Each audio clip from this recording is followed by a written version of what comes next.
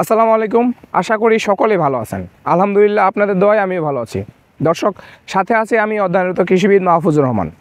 আলোচনার আজকের পর্বে আপনাকে স্বাগতম।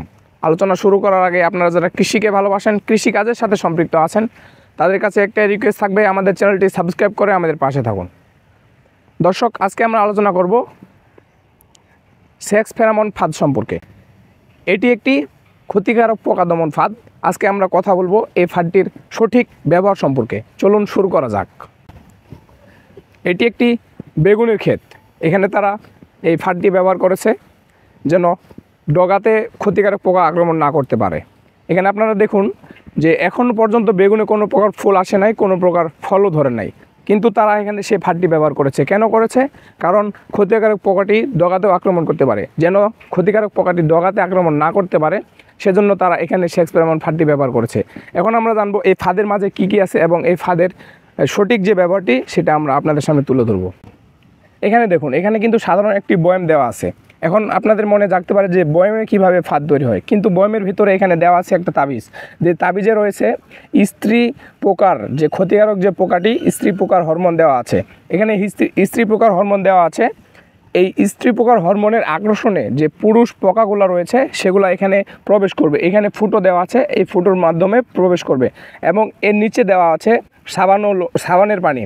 এপাশে পুরুষ পোকাটি প্রবেশ করবে এবং এখানে যে স্ত্রী পোকার হরমোন দেওয়া আছে তারা এখানে গিয়ে সেই হরমোনটি শোষণ করার চেষ্টা করবে এবং যখন তারা এটা শোষণ করার পর বের হওয়ার চেষ্টা করবে এই বয়াম থেকে, তখন তারা আর বের হওয়ার কোনো রাস্তা খুঁজে পাবে না। সেক্ষেত্রে তারা এই পানিতে পড়ে যাবে। এই পানিতে পড়ার সাথে সাথে তারা এই পানিতে ডুবে মারা যাবে। এখন আসুন, এটা আপনারা আপনাদের জমিতে কতটুকু উচ্চতায় দিবেন এদিকে খেয়াল করুন। এটা এখানে যেভাবে দিয়েছে এটা কিন্তু একটি ভুল পদ্ধতিতে দেওয়া হয়েছে। এখানে দেখুন, আপনার জমিতে আপনার যে গাছ রয়েছে, আপনার ধরেন এখানে বেগুনের গাছের যে উচ্চতার বরাবর দিতে হবে। আপনি উচ্চতা বরাবর এই ফাঁদটি দিবেন এবং ফাঁদের যে আপনার যেই লাঠি বা যেই কাঠ দিয়ে আপনি এটা ঝুলায় রাখবেন সেটা আপনার অনেক বড় করতে হবে, যেন আপনার গাছ বাড়ার সাথে সাথে আপনি যেন এই ফাঁদটি উপরে উঠাই দিতে পারেন। এটা গাছের সাথে দিলে হবে কি, পোকাটা যখন আপনার গাছে আক্রমণ করবে তখন সেটা সাথে সাথে তাড়াতাড়ি এটা এখানে অ্যাট্রাকশন করবে। কিন্তু এটা যখন আপনি গাছ থেকে অনেক উপরে দিবেন তখন এই পোকাটি এখানে প্রবেশ করতে অনেক দেরি সময় লাগবে। এটি একটি জৈব উপায়ে কৃষি। এই যে ফেরামন ফাঁদটি রয়েছে এটি আপনার জমিতে ব্যবহার করার ফলে, এটি আপনার জমিতে প্রয়োগ করার ফলে আপনার ফসলের যে ক্ষতিকারক পোকাগুলো রয়েছে, যেই পোকাগুলোর মাধ্যমে আপনার গাছের ডগা নষ্ট হতে পারে, আপনার গাছের ফল নষ্ট হতে পারে, সেটা থেকে আপনারা মুক্তি পাবেন। এই পদ্ধতিকে বলা হয় জৈব উপায়ে কৃষি। সম্মানিত কৃষক ভাইয়ারা, আপনারা যারা আপনার জমিতে এই ফাঁদটি ব্যবহার করে থাকবেন সেখান থেকে আপনি অনেক উপকার পাবেন। আপনার জমিতে সমস্ত প্রকার ক্ষতিকারক যে পোকাগুলো রয়েছে সেগুলো আপনারা সহজেই এই ফাঁদের মাধ্যমে দমন করতে পারবেন।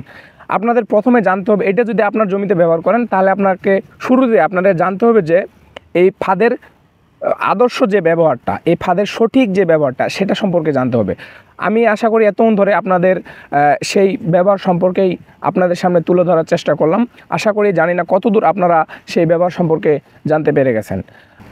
জৈব উপায়ে কৃষি করুন, অর্গানিকভাবে আপনার ফসল চাষ করুন এবং অধিক ফসল, বিষমুক্ত ফসল আপনার ঘরে তুলুন। দর্শক, আজকের আলোচনার পর্বটি এখানে শেষ করছি। এতক্ষণে ভালো থাকবেন, সুস্থ থাকবেন এবং আপনি যদি আমার চ্যানেলে নতুন ভিউয়ার্স হয়ে থাকেন অবশ্যই আমাদের চ্যানেলটি সাবস্ক্রাইব করে পাশে থাকবেন। ভালো থাকবেন, সুস্থ থাকবেন। আসসালামু আলাইকুম।